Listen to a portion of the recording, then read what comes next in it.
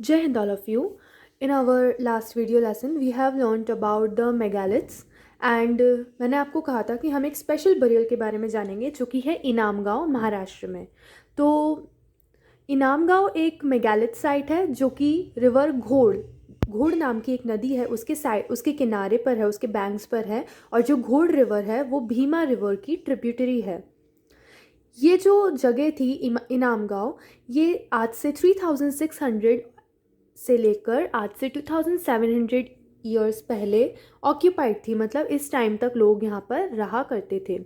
यहाँ पर हमें जो बरियल मिलते हैं उनमें जो अडल्ट्स हैं वो जनरली हमें ग्राउंड में ज़मीन में गड़े हुए मिलते हैं, जो कि बिल्कुल सीधे गाड़े जाते थे। उनको सीधा लेटाया जाता था और उनका जो सिर होता था, हेड जो होता था, वो नॉर्थ डायरेक्शन में होता था। कुछ बरियल्स हमें घरों के अंदर भी मिले हैं और साथ ही इन डेड जो भी मर जाता था इंसान, जिसे गाड़ा जाता था, उसके साथ में वेसल्स यानी कि बर्तन भी रखे हुए रहते थे जिसमें शायद वो लोग खाना और पानी रखा करते थे मरे हुए इंसान के पास में। एक ऐसा ही हमें रूम मिला है, एक हाउस मिला है जो कि इस साइट में जितने भी बड़े बड़े घर हैं उनमें से एक है।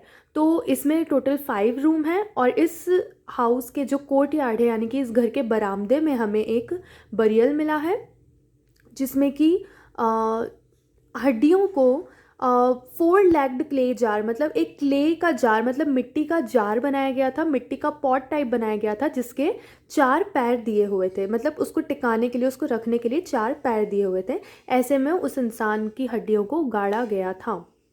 और इस घर में हमें ग्रीनरी भी मिलती है यानी कि गोदाम भी मिलता है। इस बरियल की खास बात यह है कि इसमें जिस इंसान को गाड़ा गया है उसको क्रॉस लेग्ड पोजीशन में, मतलब उसके पैरों को क्रॉस करके गाड़ा गया था। Now what skeletal studies tells us, हड्डियों की या फिर कंकालों की जो स्टडी होती है वो हमें क्या बताती है, क्या इन्फॉर्मेशन देती है। तो हम स्केलेटन के साइज से पता कर सकते हैं कि बच्चे का है या फिर बड़े का है। अगर छोटी छोटी हड्डियाँ होंगी तो बच्चे का होगा और बड़ी बड़ी हड्डियाँ होंगी, बच्चे से ज़्यादा बड़ी हड्डियाँ होंगी तो वो किसी अडल्ट का रहा होगा। लेकिन अब वो गर्ल का है या बॉय का है, मेल का है या फीमेल का है, उसमें हमें बच्चों के इसमें ज़्यादा डिफरेंसेस नहीं पता चलते।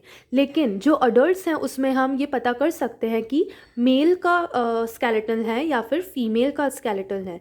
तो एक चीज़ ये है कि ज्वेलरी के बेसिस पर हम जान सकते हैं कि ये वुमेन का स्केलेटन है या मेल का है, क्योंकि जिसमें ज़्यादा ज्वेलरी होगी, जिसमें ऑर्नामेंट्स होंगे, गहने होंगे, वो वुमेन का हो सकता था। लेकिन इसमें भी कुछ प्रॉब्लम आती है क्योंकि मैन भी उस टाइम पर ऑर्नामेंट्स पहना करते थे, ज्वेलरी पहना करते थे।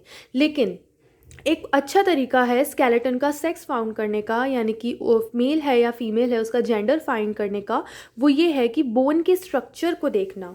मतलब उस बोन को ध्यान से देखना जो कि हिप वाली जो बोन होती है, हमारे जो हिप या फिर पेल्विक एरिया वाली जो बोन होती है, तो विमेन की जो बोन होती है वो जनरली बड़ी होती है क्योंकि अ, जब वो जब वो बच्चे पैदा करती है तो उसको बियर करने के लिए, उस बच्चे को अपने अंदर रखने के लिए वो जो एरिया होता है वुमेन का वो ज़्यादा बड़ा होता है। तो उस बोन की स्टडी करके हम जान सकते हैं कि ये मैन का है या फिर वुमेन का स्केलेटन या वुमेन का स्केलेटन है। तो ये जो डिस्टिंक्शंस हैं ये ये बेस्ड है मॉडर्न स्केलेटल स्टडीज़ की। आज के टाइम पे जो स्टडीज़ होती है स्केलेटन की उस पर ये बेस्ड है। आज से करीब 2000 ईयर्स पहले एक फेमस फिजिशियन, मतलब एक फेमस डॉक्टर या सर्जन थे जिनका नाम था चरक। आज से करीब 2000 साल पहले। ओके, तो चरक बहुत फेमस फिजिशियन थे जिन्होंने एक बुक लिखी थी मेडिसिन पर, चरक संहिता। इसमें उन्होंने लिखा है कि ह्यूमन बॉडी में 360 बोन्स होती हैं। लेकिन हम जो पढ़ते हैं उससे तो ये कहीं ज़्यादा है बोन्स। हम आज पढ़ते हैं थोड़ी कम बोन्स, लेकिन चरक ने बताई थी कि 360 बोन्स होती हैं।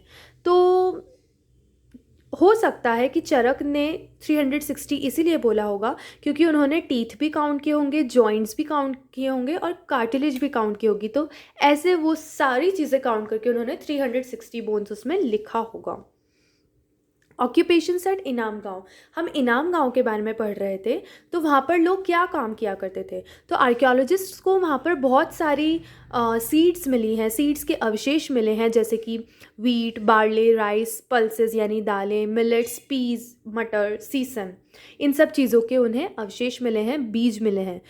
Bones of a number of animals, बहुत सारे एनिमल्स की बोन्स मिली है जिनके ऊपर कट के मार्क्स हैं, मतलब उनके ऊपर कट करने का निशान है। तो इससे हमें पता चलता है कि वहाँ पर रहने वाले लोग जानवरों को भी फूड के तौर पर यूज़ करते होंगे। इनमें कैटल हैं, बफेलो हैं, goat, sheep, dog, horse, ass, pig, sambar, spotted deer, black buck, antelope, hare and mongoose. इसके अलावा बर्ड्स, क्रोकोडाइल, टर्टल, क्रैब और फिशेस, इनकी भी हमें हड्डियाँ मिलती हैं। इसके अलावा हमें फ्रूट्स के भी एविडेंसेस मिलते हैं कि वो बेर, आंवला, जामुन, डेट यानी कि खजूर और अलग अलग टाइप की जो बेरीज़ हैं उनको कलेक्ट कर कर खाते होंगे।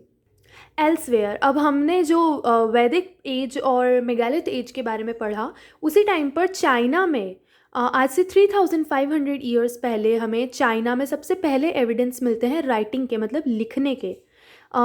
ये जो राइटिंग करते थे वो पहले एनिमल की बोन्स के ऊपर किया करते थे। इन्हें ओरेकल बोन्स कहा जाता था। ओरेकल बोन्स इसीलिए कहा जाता था क्योंकि इन हड्डियों का वो यूज़ करते थे टू प्रेडिक्ट द फ्यूचर। मतलब फ्यूचर को जानने के लिए, फ्यूचर की बातों को प्रेडिक्ट करने के लिए, अज्यूम करने के लिए वो इन बोन्स का यूज़ करते थे। जो किंग्स हुआ करते थे चाइना के, वो इन बोन्स के ऊपर क्वेश्चंस लिखते थे कि क्या हम इस युद्ध को जीतेंगे, जिस युद्ध को वो लड़ने जा रहे थे उसके बारे में। किसान जो होते थे वो लिखते थे कि क्या हमारा हार्वेस्ट यानी कि हमारी फसल क्या अच्छी होगी इस साल।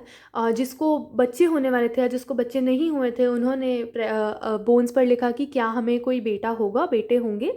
फिर इन बोन्स को ये सवाल लिखकर इन बोन्स को फायर में रख दिया जाता था, आग में रख दिया जाता था।